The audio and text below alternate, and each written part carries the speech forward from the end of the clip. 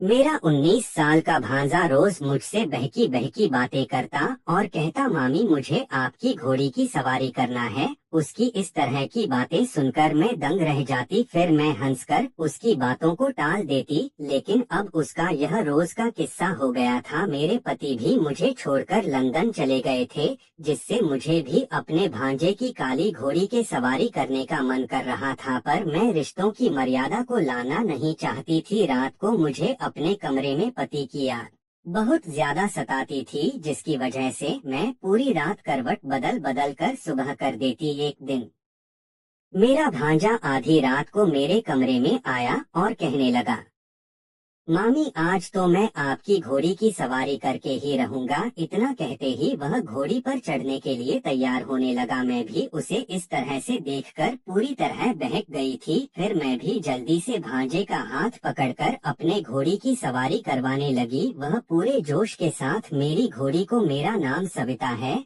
और देखने में काफी सुंदर हूँ। कभी कभी गलतफहमी ही इंसान के अच्छे खासे रिश्ते को खत्म करके रख देती है। इसी गलतफहमी का शिकार मैं हुआ था। यह बात उन दिनों की है जब मैं शादी करके अपने ससुराल आई थी। मैं एक गरीब परिवार से ताल्लुक रखती थी।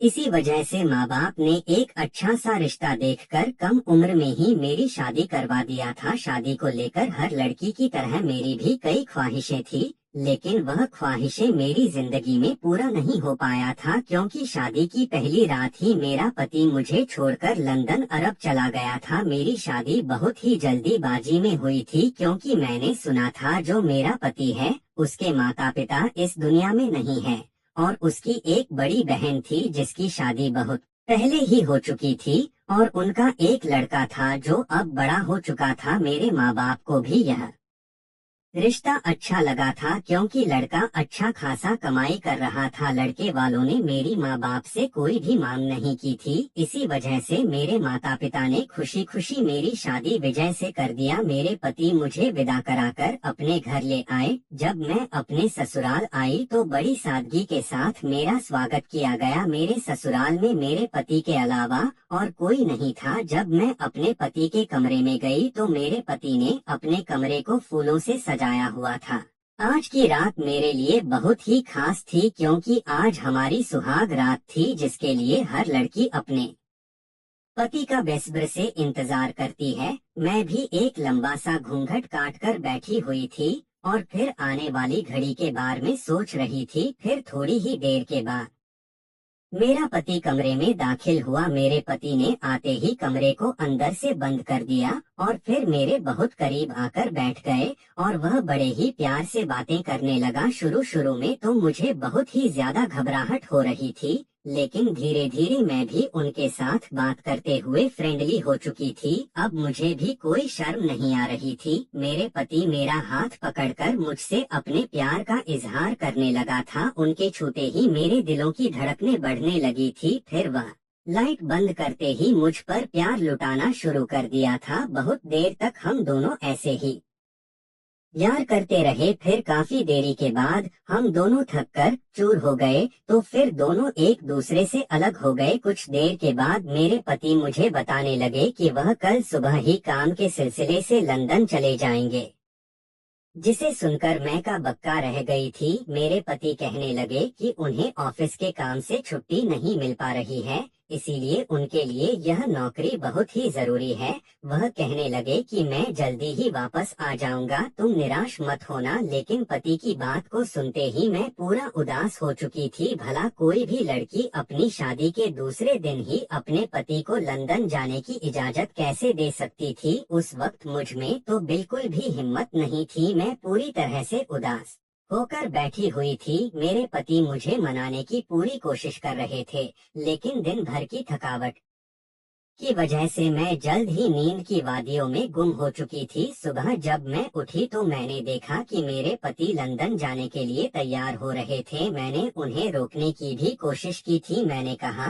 कि कुछ दिन बाद चले जाना, लेकिन उन्होंने कहा कि उन्हें बहुत जरूरी काम है और वह काम से छुट्टी नहीं ले सकता। वह कहने लगे कि तुम चिंता मत करो, मैं जल्द ही वापस आ जाऊंगा। मैं अभी नई नई दुल्हन बनकर इस घर में आई थी, इसी वजह से मैं ज्यादा इस बात पर बहस नहीं करना चाहती थी। फिर मैं भी मन उदास करके उन्हें खुशी खुशी जाने की अनुमति दे दी। कुछ देर के बाद मेरे पति मुझे छोड़कर लंदन अरब के लिए निकल चुके थे। मैं यूं ही दरवाजे पर खड़ी होकर उन्हें देखती रह गई। पति की जुदाई ने मुझे अंदर तक तोड़कर रख दिया था। अब मैं अकेली इस घर में रह गई थी। मैं यूं ही रोने लगी और फिर अपने कमरे में आकर लेट गई। पति के जाने के बाद मैं बहुत ज्यादा परेशान हो चुकी थी। मुझे अकेले इस घर में दम घुटने लगा था। ऐसा लगता था जैसे घर मुझे काट खाने को दौड़ रहा था। उस वक्त मेरे पास कोई चारा भी नहीं था।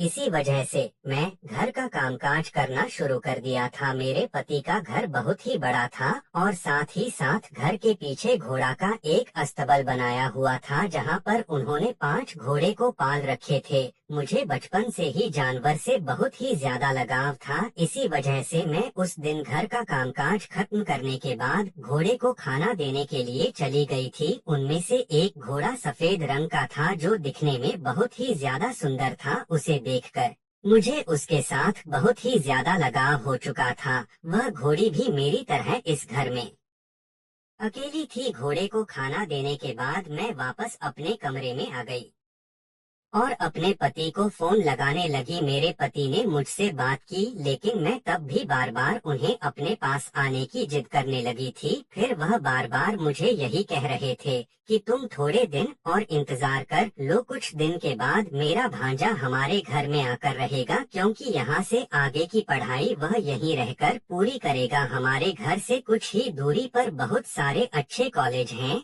इसी वजह से वह यहाँ पर रहकर आगे की पढ़ाई को पूरी करेगा। फिर उसके वहाँ रहने से तुम्हारा भी मन लगा रहेगा। अपने पति के कहने के बाद मैं थोड़ा शांत हो गई थी। मुझे भी ऐसा ही लगा था कि कोई शायद इस घर में आकर रहेगा तो मेरा भी मन लग जाएगा। मैंने अपने पति के साथ कुछ देर प्यार भरी बातें की और उसके बाद हम दोनों ने फोन रख दिया। उसके बाद मैं अपने घर के कामकाज में फिर से व्यस्त हो चुकी थी। मैं शाम का खाना बनाया और खाना खाकर मैं घोड़े के अस्तबल में चली गई। वहां जाकर मैंने कुछ वक्त घोड़े के साथ बिताया। मैंने अपने हाथों से उसे खाना खिलाया। उनमें से जो सफेद रंग की घोड़ी थी उससे मुझे बहुत ही ज्यादा मोहब्बत हो चुकी थी। उसकी आंखें पूरी नीली थी। मैं जब भी उसके करीब जाती तो वह मेरे आगे गर्दन झुका देती, ऐसा मानो जैसे वह मेरे जज्बातों को समझ रही हो। मैं वहीं अस्तबल में बैठकर उस सफेद घोड़ी के साथ बहुत सारी बातें करने लगी थी। मुझे भी उसके साथ वक्त बिताना अब अच्छा लगने लगा था। कुछ ही देर के बाद वह सारे घोड़े सो चुके थे। फिर मैं दोबारा अपने कमरे में आ गई। मैं बहुत ज्यादा थक चुकी थी, जिसके वजह से मैं गहरी नींद में चली गई। अगली सुबह मैं जल्दी उठकर घर के कामकाज करना शुरू कर दिया। उसके बाद घोड़े के अस्तबल में जाकर चारा देने लगी। घोड़े को चारा देकर मैं कमरे में आ गई और फिर फ्रेश होने लगी। जब मैं फ्रेश होकर कमरे से बाहर निकली तभी घर के दरवाजे की घंटी बजने लगी। मैं तुरंत भागती हुई दरवाजे पर गई। फिर मैंने दरवाजा खोला तो सामने खड़े एक लड़के को देखकर मैं हैरान रह गई, क्योंकि सामने जो लड़का था वह मेरा भांजा था। उसे शादी में मैंने एक ही बार देखा था, इसी वजह से पहली ही नजर में उसे पहचान चुकी थी। वह मुझे देखकर कहने लगा, मामी आप तो आज बहुत ही ज्यादा खूबसूरत लग रही हैं। उसकी मुंह से ऐसी बातें सुनकर मुझे बहुत शर्म आ रही थी। मैंने उससे कहा कि तुम अंदर तो आओ, मेरी तारीफ बाद में कर लेना, चलो जल्दी से अंदर आ जाओ। फिर उसने अपना एक बड़ा सा बैग हॉल में रखा और कहने लगा कि आपको तो पता ही होगा कि मैं यहाँ पढ़ने के लिए आया हूँ। मेरे आगे की पढ़ाई अब यहीं से होगी। मेरे भांजे का नाम रवि था। उसकी उम्र अभी 19 साल थी। वह दिखने में बहुत ही सुंदर था, लेकिन उसे देखकर उसकी उम्र का अंदाजा बिल्कुल भी नहीं लगाया जा सकता था। उसकी बातों को सुनकर मैं उससे कहा कि हाँ, तुम्हारे मामा जी ने मुझे बताया था कि तुम आने वाले हो, लेकिन तुम इतना जल्दी आ जाओगे यह मुझे नहीं पता था। चलो मैं तुम्हें तुम्हारा कमरा दिखा देती हूँ, तुम थोड़ा फ्रेश हो जाओ, उसके बाद मैं तुम्हारे लिए नाश्ता लेकर आती हूँ। मेरे कमरे के सामने एक कमरा था, मैंने उसे वह कमरा दे दिया। फिर मैंने कहा कि तुम आज से इसी कमरे में रहोगे। उसे भी वह कमरा बहुत अच्छा लगा था। उसके बाद वह रेश होने के लिए चला गया। मैं किचन में जाकर उसके लिए नाश्ता बनाने लगी। जब मैं नाश्ता बनाकर वापस कमरे में आई तो मैंने देखा कि वह बैठकर फोन में बड़ी गहरी निगाहों से कुछ देख रहा था। जब उसने मुझे देखा तो हाथ बढ़ाते हुए उस